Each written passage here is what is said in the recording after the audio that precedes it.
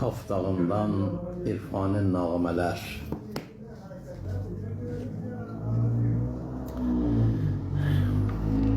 Bu eseri okumanızı tavsiye ederim.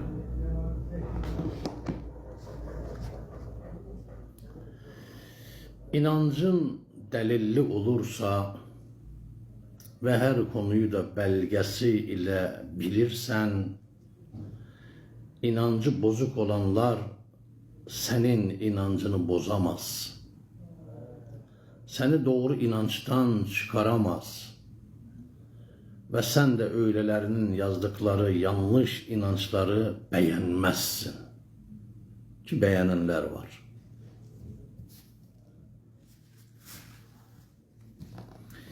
Değilse inancın taklidi olursa, itikadı bozuk olanların yazdıklarını beğenirsin. Ve böylelikle öyleleri senin inancını bozar ve seni aldatırlar. Senin inancın delillerle olmazsa öylelerine cevap veremezsin. Ancak delillerle iman getirirsen, bu delillerle itikadı bozuk olanları şaşırtırsın ve mantıkçıları susturursun.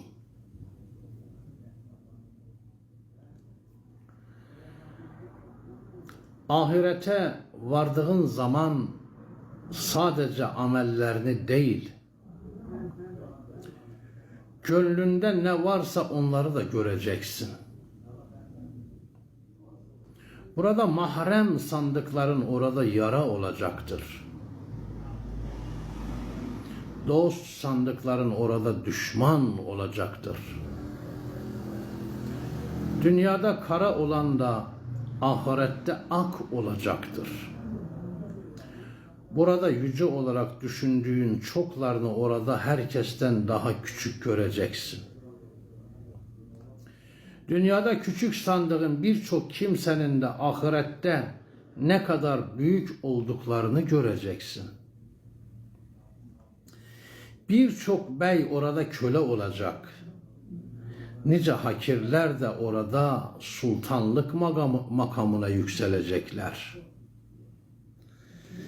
Birçok sıradan kişinin aslında seçkin olduğu, birçok alimin de samimiyetsiz olduğu ahirette anlaşılacaktır. Birçok alimin de samimiyetsiz olduğu ahirette anlaşılacaktır. Burada biz akıllıyız diyenler orada akıllı ve ehil olmayacaklardır. Dünyada kendisini cennetlik olarak gören pek çok kimsenin vücudu ahirette ateşte yanacaktır. Burada aşıklık iddiasında bulunanların bütün iddialarının yalan olduğu orada ortaya çıkacaktır. Birçok kişi burada Müslümanım deseler de Allah orada onları kafirlerden sayacaktır. Nice şeyhler ahirette yolda kalırlar. Ancak bazı muritleri orada menzile ulaşabilecektir. Bir kısım kişiler burada ikiyüzlük yapmaktadırlar. Ancak orada Allah tarafından azaba uğratılacaklardır. Allah için iş yaptıklarını söyleyen birçok kişinin işi orada yüzlerine çırpılacaktır. Şimdi uyursan ne zaman uyanacaksın? Ancak öldükten sonra uyanacaksın.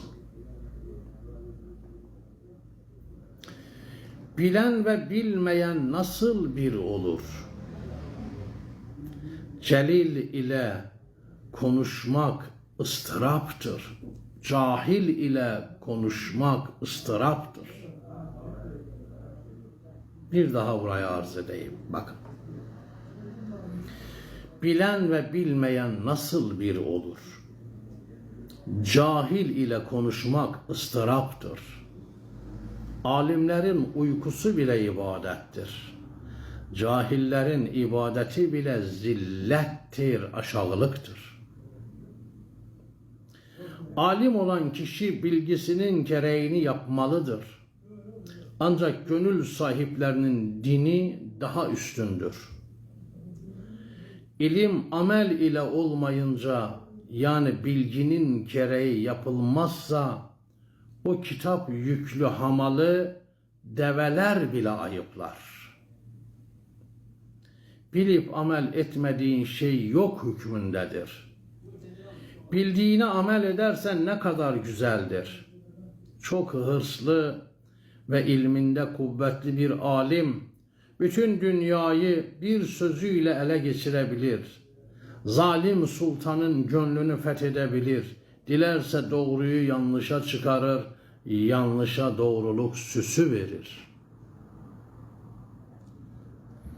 İlme hırs ile yönelen bir kimse, elinde mumla gece hırsızlığa gelmiş gibidir.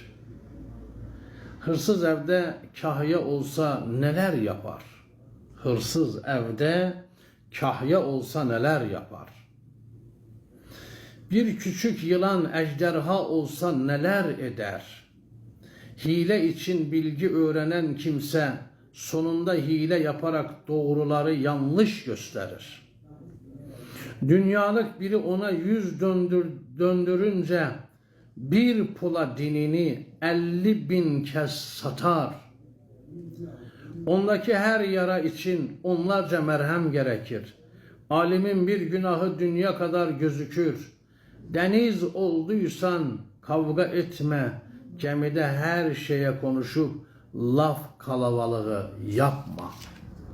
İnşallah Kaf Dağı'ndan irfani nağmelere böyle ara ara 3-5 dakika devam edeceğiz inşallah.